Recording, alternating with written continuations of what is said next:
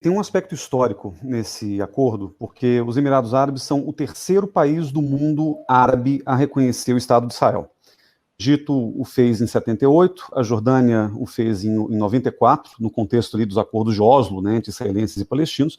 e os Emirados Árabes agora são o terceiro país árabe a reconhecer, a normalizar, digamos assim, as relações com o Estado de Israel.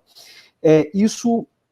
por um lado, é a consolidação de um novo desenho geopolítico no Oriente Médio. E eu estou dizendo isso porque durante muito tempo a gente viu guerras entre árabes e Israel, a gente viu guerras entre árabes, entre eles, né, Iraque, Síria, etc. E o Irã, apesar de ter participado de muitos episódios, né, dos conflitos e da geopolítica regional, o Irã era um ator meio deslocado nessa dinâmica do Oriente Médio e, sobretudo, da região do Golfo. E isso vem mudando de maneira muito visível nos últimos 10, 15 anos. Né? O Irã virou uma espécie de inimigo comum dos países árabes, principalmente dos países mais religiosos árabes, como a Arábia Saudita, os Emirados Árabes, o Bahrein, etc.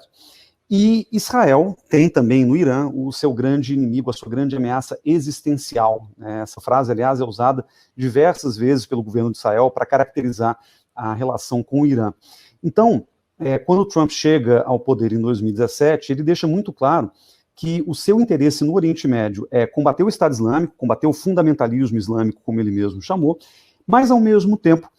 combater o Irã, que, segundo os Estados Unidos, é a maior ameaça ao Oriente Médio, porque financia grupos terroristas, porque defende um fundamentalismo xiita e assim por diante. Obviamente é uma visão maniqueísta e, em larga medida, equivocada sobre a dinâmica do Oriente Médio, quer dizer, eu não estou aqui tratando o Irã como santo, mas também não acho que ele seja o único e nem tampouco o maior problema da região. Mas ainda assim, essa é a visão norte-americana que veio se consolidar desde que o Trump chegou ao poder. Muito em parte em oposição ao governo Obama, que tinha assinado, como a gente lembra, um acordo nuclear com o Irã em 2015, que o Trump, desde o começo da campanha, prometeu desfazer. Então, o desenho da nova geopolítica do Oriente Médio é um desenho em que árabes radicais, árabes religiosos, como os sunitas da Arábia Saudita, dos Emirados, e Israel trabalhem em conjunto para se opor ao Irã, a grande ameaça dentro desse arranjo. Então, esse acordo ele tem essa simbologia, né, esse lado histórico que é justamente não só um país árabe reconhecendo Israel, mas um país árabe reconhecendo Israel para que possam trabalhar junto, não só naquilo que eles falam que são relações bilaterais de comércio, investimento, etc., mas, sobretudo, no combate ao Irã. Então existe um desenho aí trumpista, um desenho que Israel também deseja há muito tempo, que é opor todos os atores do Oriente Médio à ameaça iraniana, e isso se consolidou, deu um passo a mais ontem.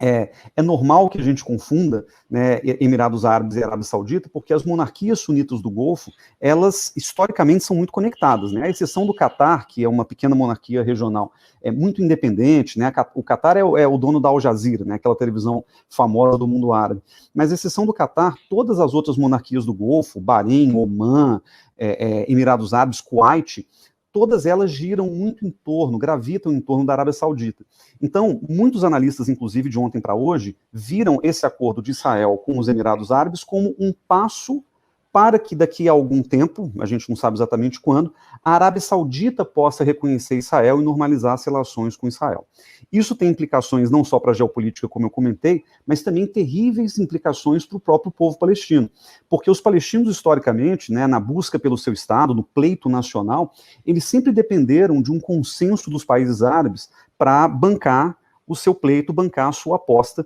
na criação de um Estado palestino. Ao normalizarem relações com Israel, alguns países árabes, mesmo que não digam isso textualmente, dão sinalizações de que eles estão deixando os palestinos a Deus dará, né, que eles estão largando os palestinos à própria sorte. Apesar de estar escrito no texto, né, do acordo, que o Trump até chamou de acordo de paz, apesar de não ser, porque não tem guerra formal entre Emirados Árabes e Israel, mas apesar do texto do acordo conter a ideia de que serão suspensas as tentativas de anexação da Cisjordânia, a palavra suspensão na diplomacia ela é muito simbólica, porque suspender não é interromper, não é acabar, não é deixar de lado, né? Suspender tem aí um caráter temporário que Israel pode usar estrategicamente para voltar a falar de anexação daqui a algum tempo e dizer, bom, a gente suspendeu por um tempo, mas a ideia não era acabar, né, com esse projeto como um todo.